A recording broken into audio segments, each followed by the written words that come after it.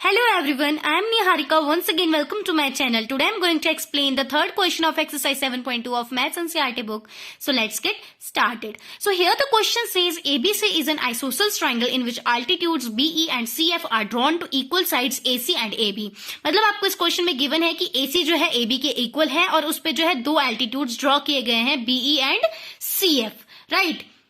अब आपने क्या प्रूव करना है, show that this altitudes are equal. मतलब ये जो बीई और सीएफ एल्टीट्यूड इस डायग्राम में ड्रॉ हो रखे हैं उन दोनों को हमने इक्वल प्रूव करना है। मतलब आपके पास ये डायग्राम है, ठीक है, उसमें ए बी जो है एसी के इक्वल है एंड इसमें जो एल्टीट्यूड बन रखे हैं ये बीई एंड सीएफ, इन दोनों को हमने इक्वल प्रूव कर लेना है, राइट। सो उसके लिए हमें पहले तो कोई दो ट्राइंगल ढूंढने होंगे जिन्हें हम कॉन्ग्रुएंट कर सके, जिसके बाद ही हम इन दोनों एल्टीट्यूड्स को इक्वल प्रूव कर सकते हैं, राइट।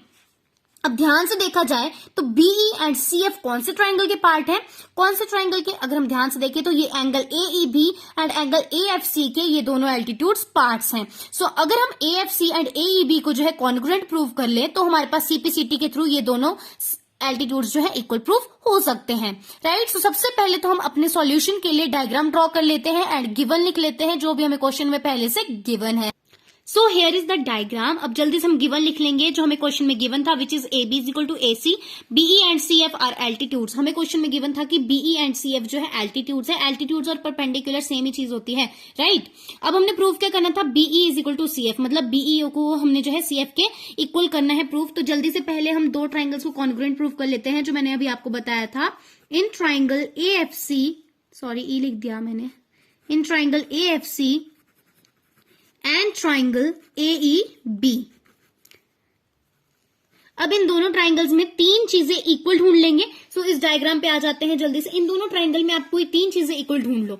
तो अगर ध्यान से देखा जाए तो इन दोनों ट्राइंगल्स में एक कॉमन एंगल बन रहा है विच इज एंगल ए। मतलब इन दोनों ट्राइंगल्स का हिस्सा है एंगल ए, दोनों में आ रहा है एंगल ए, तो ये कॉमन एंगल हो जाएगा। मतलब हम लिख सकते हैं angle A is equal to angle A, क्योंकि ये दोनों ट्राइंगल्स में कॉमन है, राइट।